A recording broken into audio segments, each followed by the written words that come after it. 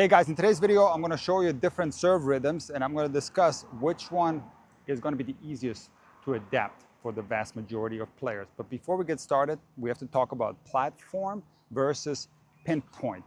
And the pinpoint stance serve is going to work better with some rhythm than others, while the platform serve is adaptable by all rhythms. And I'm going to point out the importance of which stance you're using throughout this video. But let's get started with a very simplified version of a tennis serve, which is the abbreviated rhythm. So in this stance, basically, you're not going to take your racket back.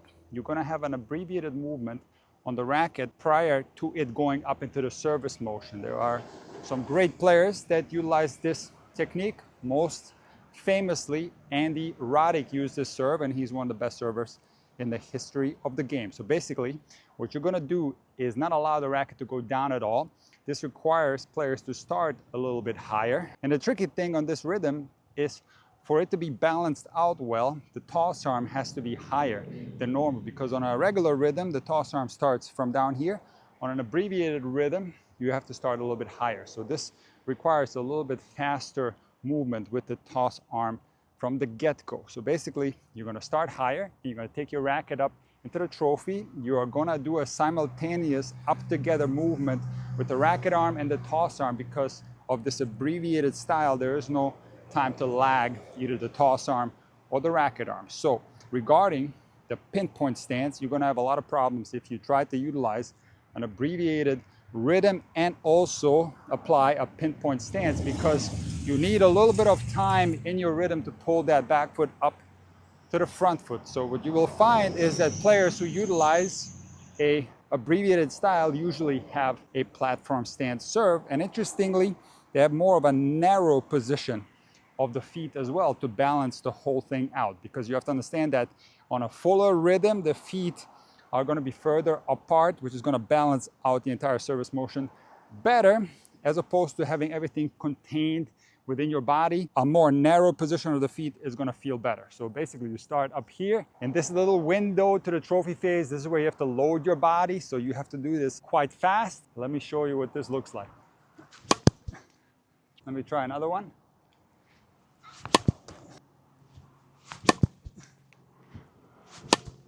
So when it comes to serve rhythms, they have to fit each individual player. When it comes to my serve, I am not explosive enough to get enough power from an abbreviated serve. So when I abbreviate everything and I start from here, I feel a lot less power. And also, the window for my loading process is just too small, and I end up loading a lot worse than I do on my regular serve. So this serve absolutely does not work for me. And in my experience, if you don't have a very explosive body, if you're not a player that can move the arm and the whole body very fast, the abbreviated serve will simply not work for you. However, if you're a player that's very explosive, who can move the entire body, including the arm, very quickly, then there's absolutely nothing wrong with the abbreviated style. And by all means, I encourage you to continue serving with it. Now, when it comes to the toss, the rhythm that you have is very important, because on an abbreviated serve, there's not a lot of time for you to wait for the ball to come down. So this doesn't mean that you have to hit your toss at the apex, but you do want to have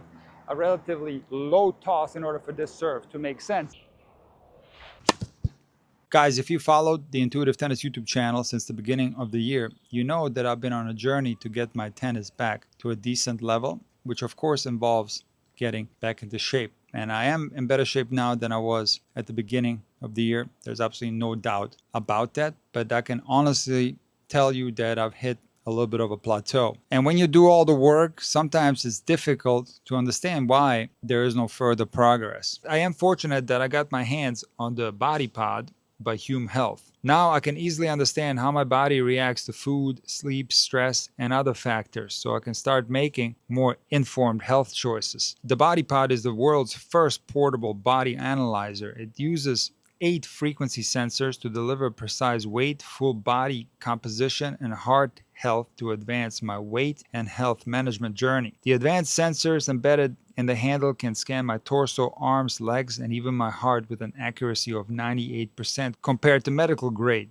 the body pod comes with a free app that allows me to set goals and track my progress easily over time. The key metrics that I look for in my fitness journey are body fat percentage, visceral fat, and body water. These are all important factors that a regular scale will miss and in the past has stalled my fitness development. Guys, click the link in my description to get up to 50% off on the body pod. Also, the body pod is age SA and FSA eligible, so you can potentially get it covered in the US for free by insurance. The next rhythm I want to discuss is the up together rhythm, and some great players have utilized this rhythm. For example, Stan Wawrinka. And basically, the toss arm and the racket arm go up together, and this type of serve is going to work well with a platform stance and a pinpoint stance. The reasoning for this is that the full motion of the racket, where you're going down and then up, gives that back foot more time to pull up to the front foot. So this is going to work perfectly with a pinpoint stance serve, but it's also going to work well with a platform stance style serve. On this type of rhythm, it doesn't matter whether you're more of an explosive server or someone that builds the power up more gradually. You can adjust the speed at which the toss arm and the racket arm goes up. So if you are more of an explosive type server, the arms can go up quite fast. And if you're someone that likes to build up the acceleration more gradually, you can start slow on the bottom portion of the serve and then speed up once you get towards the top. Toss height on the serve will depend on several factors. For example, how fast you're bringing up the racket. So this is a versatile rhythm that works with a lower toss and a higher toss. Now let me try out a few. I have so much muscle memory in my lag serve that I'm not sure if I'm going to be able to actually pull my arms up together, but it's worth a try.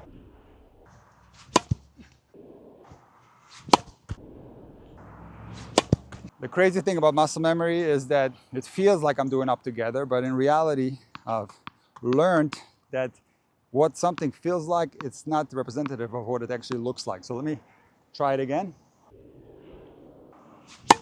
So the crucial technical aspect when it comes to executing the up together serve correctly is that you must unload your body with a good timing. So what happens with a lot of players is that they don't get the timing right. They pull their racket up a little bit too quick, and now they're sitting here in this trophy area. And what happens with a lot of players is when there's too much time spent in this area in a static position, the racket does not want to be static, and players end up with a racket drop leak, which is basically the racket going into the racket drop prior to the body unloading. So if you have an up together rhythm and you want to have good fundamentals, your timing is crucial.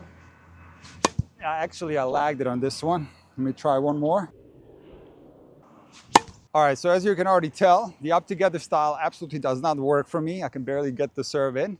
But again, if you can time both hands up in accordance to the unloading part of the serve, there's absolutely nothing wrong with this type of rhythm. The next rhythm I want to show you on the serve is the most commonly used rhythm on both the ATP and the WTA Tour, and that is the lag serve, where the racket arm lags behind the toss arm. I made a video right in the beginning when I started my YouTube channel in 2018, and I encouraged players to adapt the lag rhythm on the serve. And why is that? Because this type of rhythm compartmentalizes the serve in a really nice way, where you can focus first on the toss, and once you release the ball, it is now where you can focus on the racket going up in the appropriate position or phase. When it comes to the abbreviated serve, the pinpoint stance will not work. There's simply not enough time to pull the back foot up to the front foot, as I already said. When it comes to the up together style serve, there is time to pull up that back foot properly, but the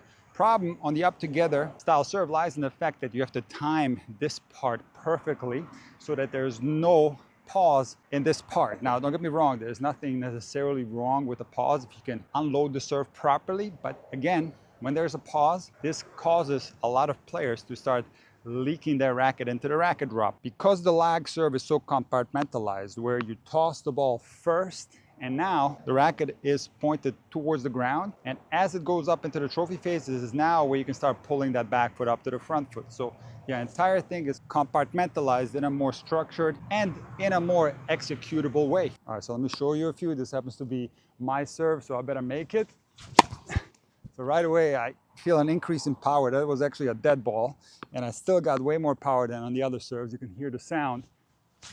Yeah, is night and day compared to the other two rhythms. Not only do I get more time to load my body, I'm not rushed in this so important part of the serve. I can make my loading process more gradual, and since I'm not that explosive, I need a little bit more time to load my body. And also, because I'm spending more time on the bottom here, I need a little bit of a higher toss. And a lot of people are scared of a higher toss. They think that if they toss the ball too high, they're going to lose control. And while that certainly can be the case for some players, if you can toss the ball high, but also accurate, you will gain a little bit of momentum from the ball falling. I always compare this to a volleyball serve where players toss that volleyball way up into the air. And when that volleyball drops, of course, it's heavier than a tennis ball. It builds up more momentum and then it transfers right into the actual contact with the hand. This is somewhat comparable to a higher toss in tennis. And when you look at the WTA serves, they have two things in common that ATP serves don't necessarily have in common. And that is that most WTA players, especially some of the greatest serves in WTA history, not only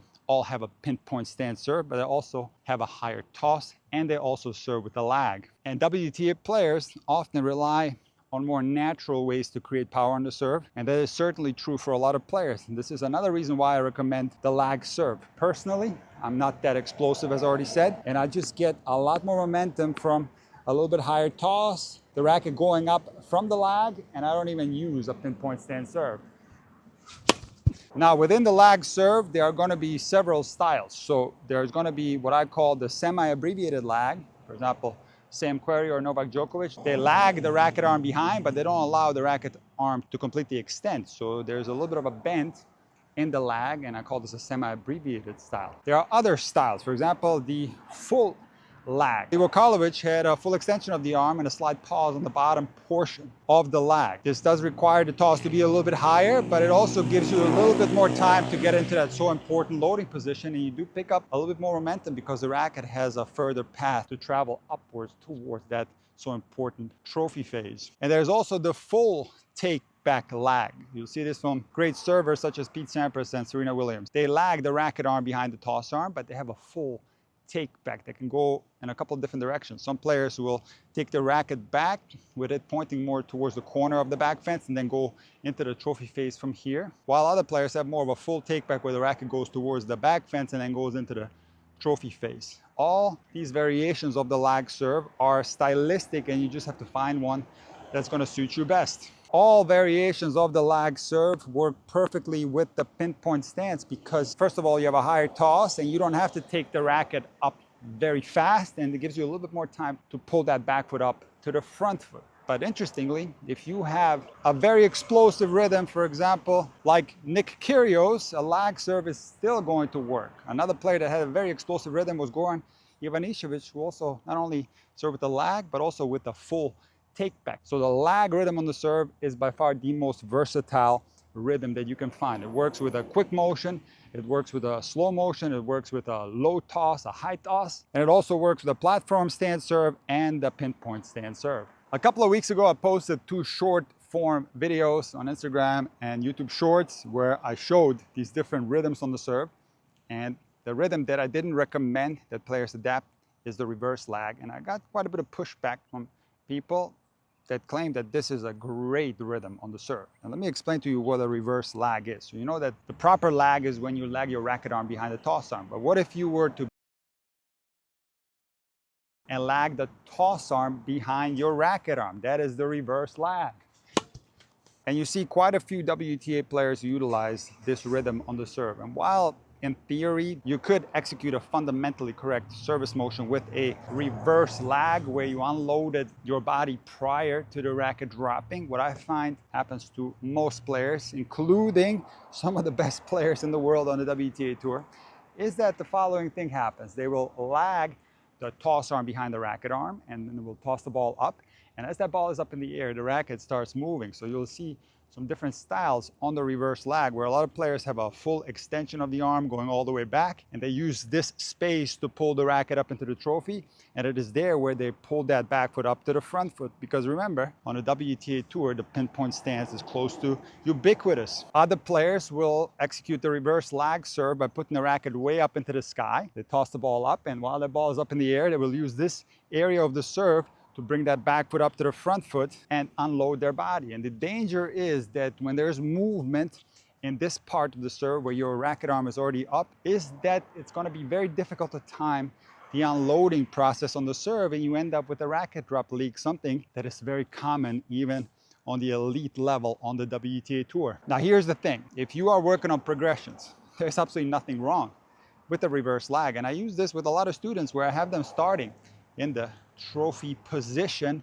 Maybe these players are working on their toss, maybe they're working on their racket drop leak. This is a perfectly fine place to start if you're doing a progression on the serve. But you don't want to serve from here because it makes everything more difficult. It kills your momentum. It makes the pinpoint stance serve close to impossible. So you need a little bit of a take back to get more rhythm on your serve. So remember, starting here is a progression. This shouldn't be your real serve. And once you transition from that progression where you corrected some fundamental flaws on your serve, I recommend that you do not serve with a reverse lag because you might end up with problems on your serve. And it is far better to choose from the other rhythms that I demonstrated in today's video. And in my experience, the easiest rhythm to pull off is the lag serve. And which style of the lag you execute, that's going to be completely up to you. There is no right or wrong. So let me finish off with the proper lag serve.